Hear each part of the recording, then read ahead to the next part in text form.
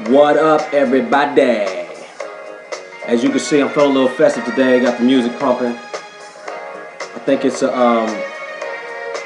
yeah, you can't help but move with this. It's a fitting song, cause ain't no stopping us now. We on law number 6 today, the law of cause and effect. All right. Oh hey, you might want to groove to this for a second. You gotta make that face when you're getting down. Look at the shoulder. Alright. Ain't no stopping us now, man. We on number 6. Number 7 is coming up. Alright, let me turn this down. Whoo! I had to get that off my chest there. Let me get it off my chest. Hey man, once again, my name is Mclinn, and we are going through a video series of the 7 natural laws of the universe. Okay, we've already done the first 5. We're on number 6 today. So as a quick review, number 1, the law of mentalism. Number 2, the law of correspondence. Number 3, the law of vibration. Number 4, the law of polarity. Number 5, the law of rhythm. And number 6, drum roll please, the law of cause and effect. One of my favorites. Or the law of consequence, or the law of causality, whatever you want to call it. This is also a mutable law. Now, and then remember, go back through the links if you're trying to get caught up. Don't let this be the first video that you watch. There's 5 other videos, and we're on number 6, the law of cause and effect. Whoo! It's a mutable law, which means you can transcend. The 6th of the 7 universal laws tells us that every cause has its effect, every effect has its cause. In accordance with this law, every effect you see in your outside or physical world has a very specific cause, which has its origin in your inner or mental world. This is the essence of thought power. Every one of your thoughts, words, or actions sets a specific effect in motion, which will come to materialize over time. To become the master of your destiny, you must master your mind, for everything in your reality is a mental creation. Excuse me. Know that there is nothing like chance or luck. They are simply terms used by humanity in ignorance of this law. I'm going to read that again. Know that there is nothing like chance or luck. They are simply terms used by humanity in ignorance of this law. The law of cause and effect. What goes around comes around. You reap what you sow. Ask and it is given. Knock and the door will be open to you. I'm just making up stuff now, but you get it. Your intentions are instantly created. The law of cause and effect applies on all 3 planes of existence: the spiritual, the mental, and the physical. The difference is that on the spiritual plane, cause and effect are instantaneous, such that they appear inseparable, whereas on the other planes, our concept of time and space creates a time lag between the cause and the eventual effect. That's important to know. So in the spiritual realm, it's as soon as you think it, it's done. It's happened already. Now in the physical realm, there's time, there's gestation, there's incubation. So, think like the time that it takes to have a child, right? So the seed is planted, the egg is fertilized, and it takes, roughly 9 months for that time to elapse before the physical manifestation of the baby is produced. When you think about planting vegetables or planting fruit trees, like you plant, the seed takes to the soil, there's an incubation period, and then it starts to sprout and grow, and then we nurture it, and then it continues to grow to its maximum capability. So it's no different with anything that we want to do. So it starts with a thought, right? And then the belief that it can happen. And we believe that it can happen because we've seen it done before more times than not. And if you haven't seen it done, there should be a belief that it's possible, because there have been creations, inventions, things that have manifested that people thought were impossible to begin with, right? Funny thing I like about the word impossible, you break it into its syllables, it stands for I'm possible. Okay? So there is no such thing as impossible.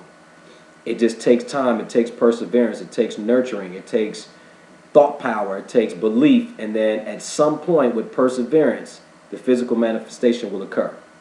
Most people quit before. My father used to always say to me, there's two reasons why people don't make it. Either they quit or they die.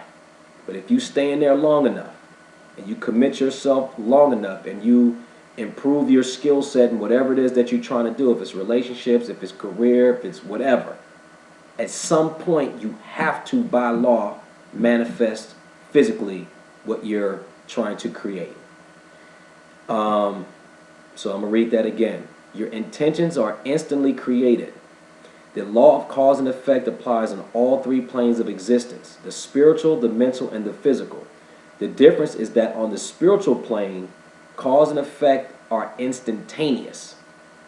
As soon as you think the thought, boom, it's done. Such that they appear inseparable, whereas on the other planes, our concept of time and space creates a time lag between the cause and the eventual effect. Know that when you focus on your chosen goals with intention using creative visualization, that which you want to create in the physical world is automatically manifested in the spiritual world, and with perseverance, practice, and continued concentrated thought, it will also come to materialize in the physical world. Okie dokie. All right. So we're going to go a little bit deeper. We're going to go into thought power, which is a very key component of the law of cause and effect. What are we thinking? Right? Your thoughts create your reality. We've all heard that before. Thought power is the key to creating your reality, right? Because this is what I accept. That no matter what shows up in my reality, I accept full responsibility for it. There was a time that, when I didn't know any better, some stuff I would accept, other stuff I was blaming other people for. I didn't do that, you did that. Anything to take responsibility off myself. I remember a time that I used to carry a contradictory belief. And when I realized I did, I was blaming it on the environment in front of me, that I was like, oh, when I saw that, it gave me the feeling. And then I carried that with me and didn't realize it was working against me. When the truth is, the seed had already been planted in me for it to even manifest in front of me. And that was tough for me to accept, because I was like, I didn't know where I got the thought seed from in the first place. But we carry a lot of vibrations around from TV, parents, relationships, friends, like seeds have been planted that we don't even know are in there. So the exact situation that occurred was I went to see a friend of mine perform in a music band. And not to throw no names out, but the person that I was with was a very successful, very famous entertainer. And there was another very famous, very successful entertainer there as well. And I got a chance to meet this new person. And after the show was over, we were leaving. And when I tell you, the swarm of paparazzi was nothing like I had ever seen before, chasing after this new person that I had just met. And it scared the shit out of me, man. Pardon my language, but it frightened me, because I was like, oh my, like I was really afraid for this dude's welfare. And he said goodbye, jumped on his motorcycle and peeled out the parking lot, and they're climbing fences, they're jumping in the cars, chasing them, all to get this dude's photograph. And I'm standing next to my friend, who I thought was equally famous, if not more famous than this person. And nobody was chasing after him. So I looked at him, was like, man, I thought you was famous. You ain't famous compared to this guy. And I remember saying to myself that if that's what comes with fame, I don't want to be that famous. And as an actor, I didn't realize the reinforced seed, because I had to acknowledge that it was already in there before. But at the time, I thought that was the seed that was planted. I saw that, and it gave me that feeling. I don't want to be that famous. And in my acting career, I've kind of been, middle income. And I was doing a lot of like self digging and researching and looking into myself, and I realized I was carrying this belief around. And I had to smack myself upside the head because I'm like, dude, how you going to say you want to be successful and you want to be on TV shows and you want to be in film, but you don't want to be that famous? Like, they go hand in hand, dude. So in order to have the things that I'm saying that I'm studying for, that I'm showing up to auditions for, I'm walking around carrying a contradictory belief that says, I don't want to be that famous. So they're smashing up against each other. So it's keeping me neutral. It was keeping me in the middle. And then once I realized that, it's like, oh, okay, cool. You know what? I thought back to that night. And I realized that the only reason those people were chasing that new friend was because he ran. My friend that I know, who was equally, if not more famous, didn't run. So people came up to him, he shook their hand, he took pictures. The other guy ran. That's why they chased him. And I was like, oh. So I actually had two choices in that moment. I could have accepted my friend's reality, which was, I'm not running, I'm just going to acknowledge these people because I understand that I initiated the interaction when I put my work out there for the world to see. Or run from them, and then that could be my reality. Well, it ain't fun being famous because people are always chasing you. Yeah, they chase you if you run. If you stand there and acknowledge them, they don't do that. So I had a choice. And because the seed was already inside of me, I could only see at that time the physical manifestation of the seed that was already planted. And I hope you follow that because it was really big for me. I had two choices that night. Looking back, I wish I would have made the other choice. And yeah, I can, pull that root out now, fix it, and work on all that stuff now, which I'm doing, but it's always fun to have those aha moments. Like, oh, okay, I get it. I get the proper relationship to the thought seed, the time lapse, the physical manifestation, and how carrying around certain beliefs continue to show up. So your belief system has to prove itself correct 100% of the time. Forget about what people are saying, right? Look at what they do, their actions, because their actions will produce results. Forget about what you're saying. All you have to do, if you're ever confused about what you believe in, is look at your results. So if I say, hey, you know what? I want my body to look a certain way, I need to get better at acting, I need to read more, study more, but then my actions dictate that I never do it, then what do I believe? Either I don't want to do it that bad, or I'm scared to do it, there's fear, I don't know, but the truth is, I don't believe what I'm saying. So we have to match these things up. Yes, your thoughts are powerful, but then combined with inspired action, with time and nourishment and perseverance, produce physical manifestations. Okay? So I'm going to go back. Thought power is the key to creating your reality. Everything you perceive in the physical world has its origins in the invisible inner world of your thoughts and beliefs. To become the master of your destiny, you must learn to control the nature of your dominant habitual thoughts. By doing so, you will be able to attract into your life that which you intend to have and experience as you come to know the truth that your thoughts create your reality. Like, that's tough for people to accept, man. I have a lot of conversations with people, and they always want to debate it and come up with unusual scenarios to try to prove that, well, I didn't attract that, I didn't create that. And I'm like, look, I'm not going to argue for your limitation. I find it empowering that I'm responsible for creating my life. So if something shows up that I don't like, I'm actually empowered because I go, oh, I did that? I don't like that.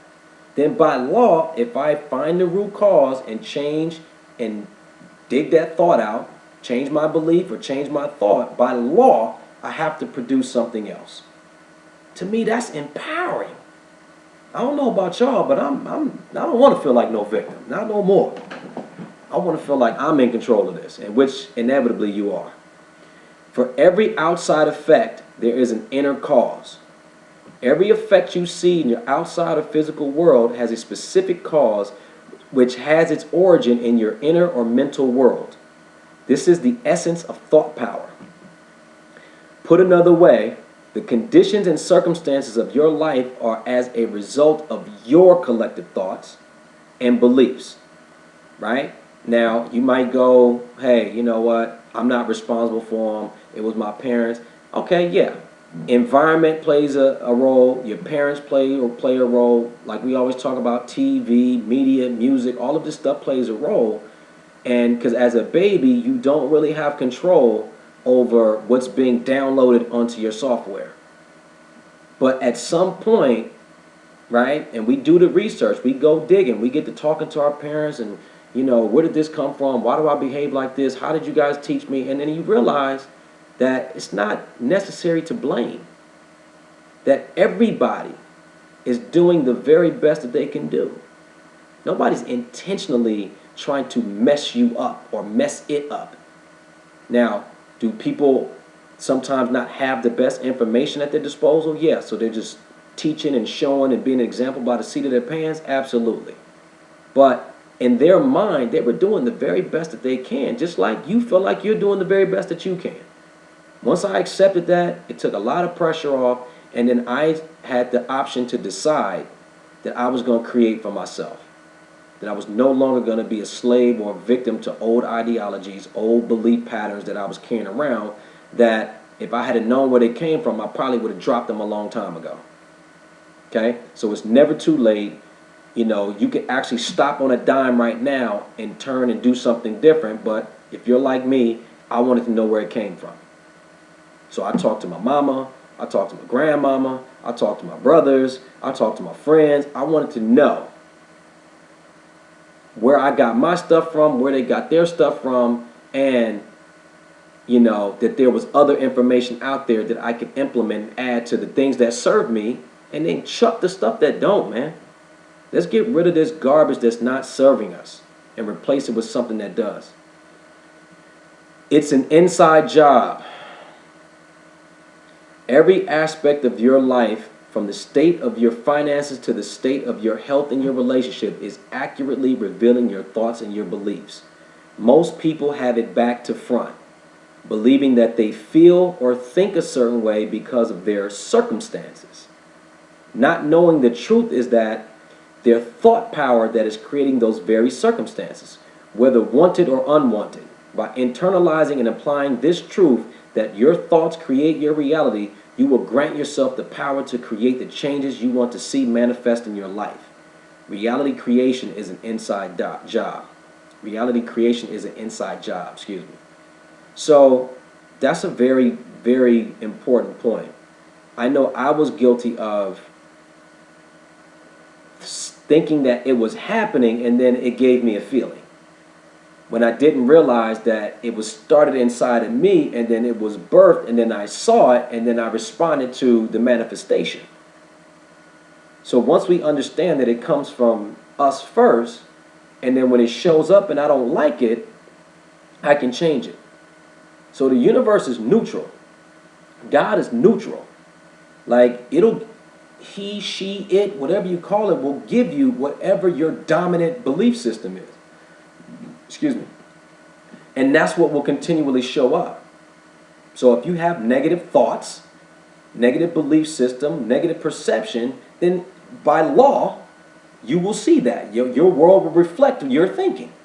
I know I used to think the world was a shitty place. Very negative.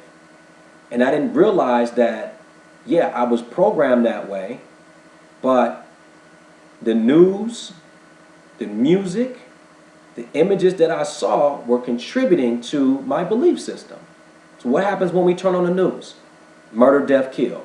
Oh, today a school got shot up. Oh, today another person got killed by a police officer. Oh, today there's war in the Middle East. Oh, today there's an earthquake. Oh, today Hurricane Katrina. Oh, like, it's just constant bombardment of negative imagery in the media. And to me, I'm like, that's interesting. Well, we got to tell you what's going on in the world. And I'm like, Yeah, but there's positive stuff that happens in the world too. Because the world is actually perfectly balanced. It's equal amounts of positive and negative. So why do they keep showing us the negative imagery on TV? Well, that's what the people want to see. Nah, that's what y'all keep showing us. Okay? So you could show positivity more often, right? You could, but you don't. So I understand metaphysically that when you're in a negative state of mind, that's a heavy, dense vibration, it's a heavy, dense frequency, right? Negativity is where fear is. It's where lack is. It's where scarcity is. It's where doubt and disbelief is. You can't create when you're vibrating in that kind of space. So, do they show it to us on purpose? To keep us dumbed down, to keep us, scary and fearful and lacking courage to go out and create and live and be happy and expand, which is our nature. So I don't watch the news. Now I might every now and then pop it on just to kind of have a general idea of what's going on, but I don't watch the news like I used to, because I found myself watching it so much and then it started to affect me. And I'm like, nah, I'm in control of this. I won't watch certain movies no more because it affects how I feel. Stop listening to certain kind of music. I stop hanging around certain kinds of people because it affects how I feel. And I'm not able at some points in my growth to not let it affect me. So I turn my attention away from it. I'm going somewhere else. I'm changing the subject. I'm changing the conversation. I'm changing my friends. I'm changing the stuff that I watch until I know I can be at a space where I can be around certain kinds of people and they're going to talk that talk and it don't affect me at all. But who even wants to be around negative people having negative conversations, even if I can not let it affect me? I want to go around be with people that are more like-minded. Okay? Your thought power is limitless. There is a single intelligent consciousness that pervades the entire universe, which is all-powerful, all-knowing, all-creative, and present everywhere at the same time. The universal mind, or God, or whatever you call it, grand creator, supreme being, whatever.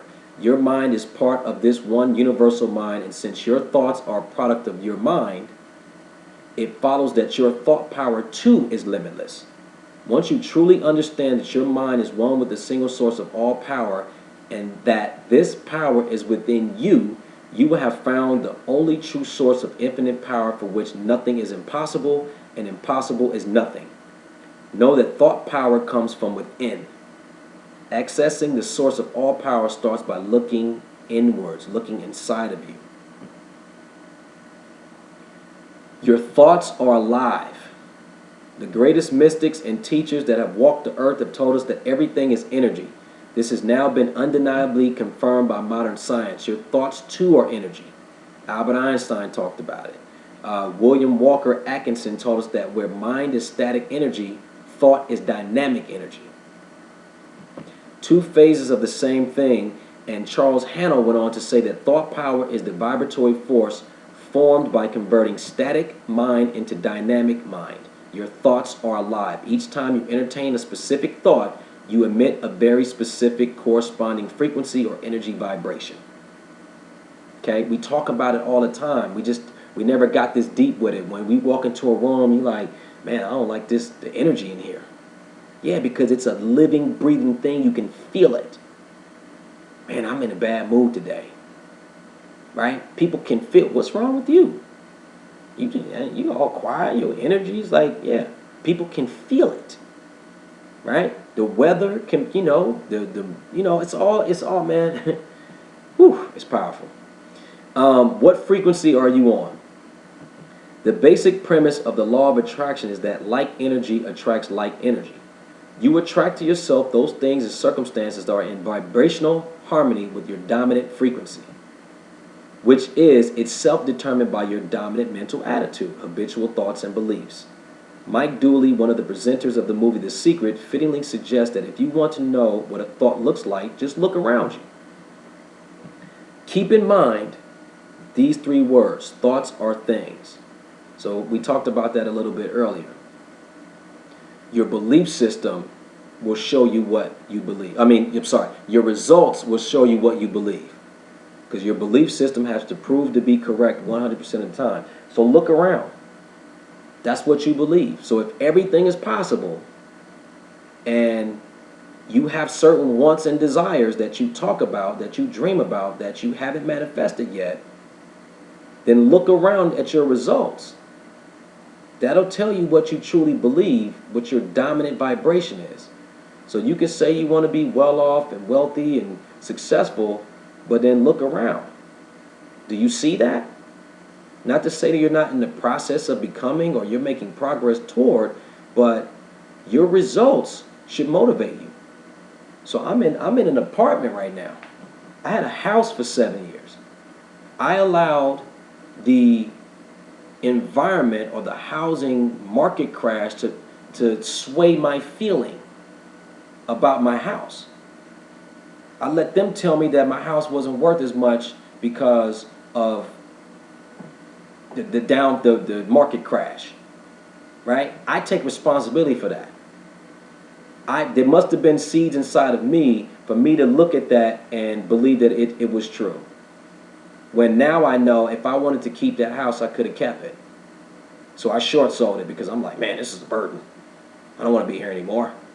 And then I've been in an apartment for the last couple of years, and I'm like, man, I look around and I go, not that there's anything wrong with an apartment. If that's what you want, I'm like, I'm not no apartment dude. So I look around and I go, man, is this what you believe? I know what you say. I know how you feel. This is what you're doing. Is this what you believe? And I was like, nope. All right, then we got to do some things differently. What did you do before to get the house? Recreate it and you will have another house again. So mark my words, in the next 2 years, we'll be shooting these videos from my crib, okay? Not all thoughts are created equal. The attractive power of any particular thought is determined by how often you have that thought and by the strength of the feelings or emotions associated with it. The more energy you give to a particular thought, the greater its power to attract its corresponding circumstance into your physical world through the law of attraction. Your one-off passing thoughts do not have the same creative power as your habitual thoughts and beliefs. Remember that it is of little use to entertain positive thoughts for just a short burst of time each day. Then you proceed to think negative or unwanted thoughts for the rest of the day.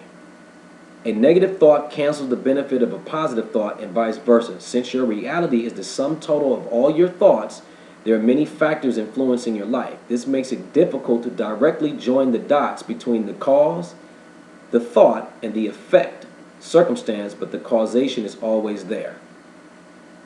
Okay, so we think they said somewhere between 70,000 to 100,000 different thoughts every day. I mean, our minds are going crazy at all times. So those passing, fleeting thoughts, don't try to force yourself to not ever have certain kinds of unwanted thoughts. It happens. You know, we see things and we just automatically, boom, go to a certain place. But it's if I continue to think the thought, right, and it gains energy, it gains emotion, and it becomes habitual, then that will become the seed that takes root and starts to sprout physical manifestations. Okay? So now, that's why, you know, some of my friends, they're like, man, you're always doing this stuff. I'm like, because it's too important to me. I wake up in the morning, I'm doing some type of meditation, some type of reading, some type of audio or video listening, watching something, because I'm like, I have to program myself to get my day going in the right direction. And then when I'm in the car, I'm listening. Like, I just don't allow room for negativity to outweigh my positive influence, right? And that's what we got to do until it becomes a lifestyle, until it becomes habitual. We have to be so meticulous and so on it with this stuff. So I'm studying this stuff every day. Like, I want this to be how I base my life decisions. Thought power to change your life. It is your subconscious mind that is the storehouse of your deep-seated beliefs and programs. To change your circumstances and attract to yourself that which you choose, you must learn to program and reprogram your subconscious mind. The most effective and practical way to do so is to learn the simple process of creative visualization. It is the technique underlying reality creation, making use of thought power to consciously imagine, create, and attract that which you choose. Your imagination is the engine of your thoughts. It converts your thought power into mental images, which are in turn manifested in the physical realm. Okay? I'm not going to go into creative visualization or imagination because I don't want to have like a 2-hour video. But if that's something that you want me to talk about, leave a comment, something, and then we'll go into that. But basically, we have the thought, right? And then when you close your eyes and think about it and use your imagination, there's a creative visualization that can occur where you see yourself doing the activity that you're thinking about, or being with the type of person that you want to be with, or having a certain type of car or house, or a certain type of relationship with family and like whatever it is, right? So we use our imagination to create the mental imagery, and then through that mental imagery, it should create a feeling, right? So if I really stop to think about, one of my dreams is to be a series regular on a TV show. So when I start to think about, man, what would that feel like? Right? Like it already like gets me giddy, puts a smile on my face to think about waking up in the morning and getting dressed and going to work because I'm on the #1 TV show in America, and get there and you see your call sheet and your name is #1 on the call list, and you're like, yeah, that feels good. Like I done put a lot of hard work in, and then you see your castmates, you see the production team, and you challenge yourself to, with your skill set to act, your role the best of your ability, and take the audience on a journey, and then it airs. And then now you're in the street and people, hey man, I love your work. And then for me at least, then using that celebrity as a platform to continue the message that I'm giving to you right now. Like when I think about that, like I get excited, right? And that's what happens. So you have the thought, take time to think about it and create that, use your imagination to create that mental image, that picture, that mind movie inside your head, and allow it to affect how you feel. And then maintain that feeling. So if you got to do that 2, 3, 4, 5, 10 times a day to maintain that frequency, do that. Because then you will start to see cooperative components pop up. And never be afraid to ask the universe for evidence that it's working on your behalf. Right? I love doing that. And every single time I always see something. It's not about I don't trust, I don't have faith. It's like, look, I want to see it. It's okay. We watch, when we was kids and our mom would bake cookies or make a pie, and we turned the oven light on because we just like to watch the process. There wasn't no fear or doubt that the cookies weren't being made or the pie wasn't being baked. We just wanted to watch. So you can do that. You can ask God for evidence. It doesn't show a lack of trust or a lack of faith. Like, man, it would be fun to watch, right? So yeah, man, it's important. Those thoughts with the mental imagery, allow it to create an emotion that feels good, and then nurture that. Think about it a lot. That's when the vision boards come into play. That's when, hanging around like-minded people and dreamers and stuff like that. And I'm telling you, become aware of your thoughts but not obsessed. It is important that you learn to be aware of your habitual thoughts and to appropriately adjust them so as to maintain an overall positive mental attitude. However, be careful not to become obsessed with every thought. We talked about that. 70,000 to 100,000 different thoughts. You're not going to be able to control them all. Be aware not to become obsessed with every thought that enters your mind, as this would be equally counterproductive, if not more so, than not being aware of them at all. Remember that to obsess over your negative, unwanted thoughts is to give them power. As the saying goes, what you resist persists. So instead of resisting any of your negative thoughts, simply learn to effortlessly cancel them by replacing them as they arise. Instantly replace unwanted thoughts. To instantly neutralize the power of a negative thought, calmly and deliberately replace it with an opposite positive equivalent. For instance, if you think to yourself, I'm not good enough, I will never succeed, mentally replace that thought with, I am good enough and success comes to me easily. You can also use the cancel if you want to. I'm not really a fan of that technique, made famous by the Silva method.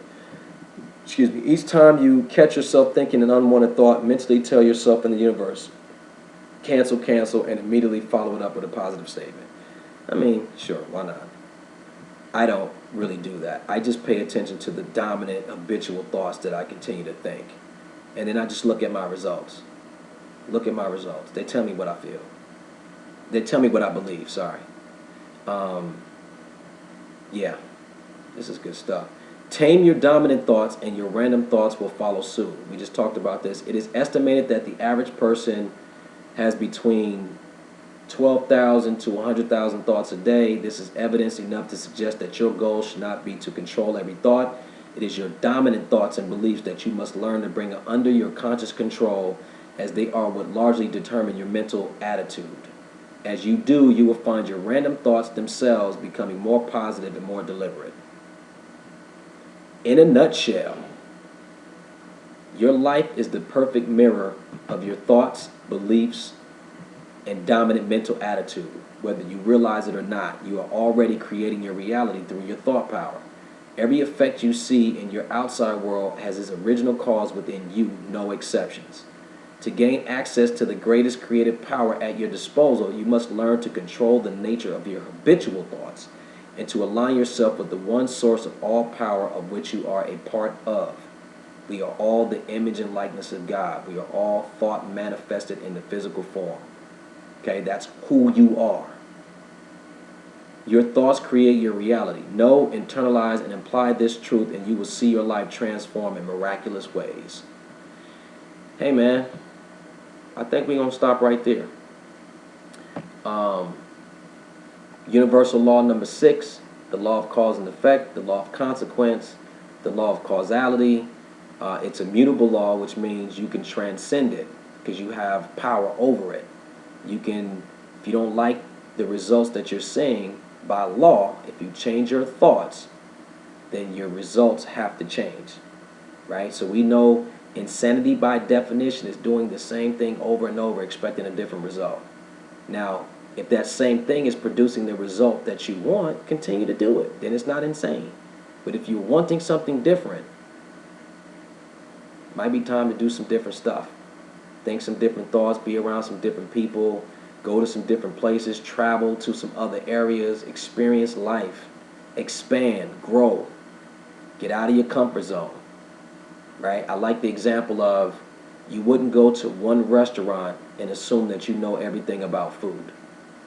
Right? So wherever we are, we should never feel like we know everything there is about everything else. So I, for one, do not believe I know everything. I'm constantly reading, constantly talking to people, considering new ideas, traveling to new places, experiencing it all, man. That's why we're here. That was the purpose that we were created for, was to be the physical manifestation of all that there is and to experience life, to watch the sunsets, to stare at the moon, to be fond of the stars, to taste the wine, to taste the fruit, to exercise and to travel and experience other people and cultures and other food, and to go swimming and to laugh and to cry and to hate and to love and to just do everything. Experience it all and then decide where you want to stand, in the light or in the dark. Okay? Number 1, the law of mentalism. Number 2, the law of correspondence. Number 3, the law of vibration. Number 4, the law of, I just drew a blank, polarity. Number 5, the law of rhythm. And number 6 today, the law of cause and effect. Have a great week, everybody. I'm going to go ahead and rock out with this on our way out. Yeah. There's been so many Come on, y'all can't even act like y'all don't like this song. Now it looks like things are finally coming around. I know we've got a long, long way to go. And where we'll end up, I don't know. That's the beauty of it. We ain't gotta know. We just gotta know what we want to do. Peace out.